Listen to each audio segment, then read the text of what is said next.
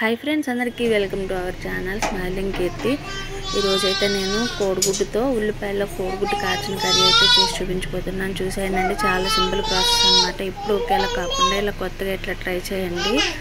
ఈ కర్రీకి అయితే నేను 4 ఉల్లిపాయలు ఇంకా ఒక టమాటా 2 పచ్చిమిరపకాయలు అయితే తీసుకున్నాను। ఇవన్నీ చిన్న చిన్నగా కట్ చేసుకోవాలి।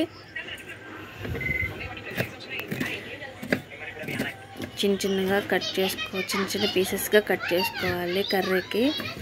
ఈ కర్రీ చాలా బాగుంటుందండి। ఇంకా స్టవ్ మీద బాండి పెట్టుకుని అయితే ఈ ముక్కల్లోకి కరివేపాకు, కొద్దిగా ఉప్పు అంటే టేస్ట్ కి తగినంత ఉప్పు, ఈ పులుసుల్లోకి గల్లుప్పే యూస్ చేయండి, గల్లుప్పే బాగుంటుంది।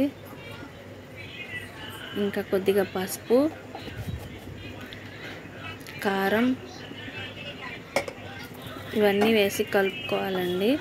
కలుపుకున్న తర్వాత నేనైతే ఉల్లిపాయలు ఉడకాలి కాబట్టి 2 గ్లాసులు వాటర్ అయితే పోసుకున్నాను। ఇంకా ఆయిల్ కూడా యాడ్ చేసుకోండి। ఆయిల్ వేసి కలుపుకోవాలి। కలుపుకున్న తర్వాత కొద్దిగా ధనియాల పౌడర్ కూడా వేసుకున్నాను। వేసుకుని ఇంకా 2 గ్లాసులు వాటర్ అయితే పోసుకున్నానండి ఈ ఉల్లిపాయ ముక్కలు టమాటాలు ఉడకటానికి। ఇంకా కలిపేసుకుని మూత పెట్టుకుని పక్కన పెట్టుకోవాలి। చింతపండు కూడా ముందే నానబెట్టుకోవాలి। ఒక నిమ్మకాయ సైజ్ అంత చింతపండు అయితే నానబెట్టుకున్నాను। ఇంకా కర్రీ అయితే దగ్గర పడినప్పుడు చింతపండు పులుసు పోసుకోవాలి। మనం పోసుకున్న వాటర్ అంతా ఎగిరిపోయిన తర్వాత పులుసు అయితే యాడ్ చేసుకోవాలి।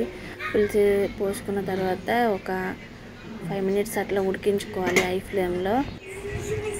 ఈ కర్రీకి అయితే నేను 4 ఎగ్స్ తీసుకున్నానండి। ఈ 4 ఎగ్స్ ఆ ఉడికే కూరలు అయితే పోసుకోవడమే, పోసి మూత పెట్టేసుకోవాలి।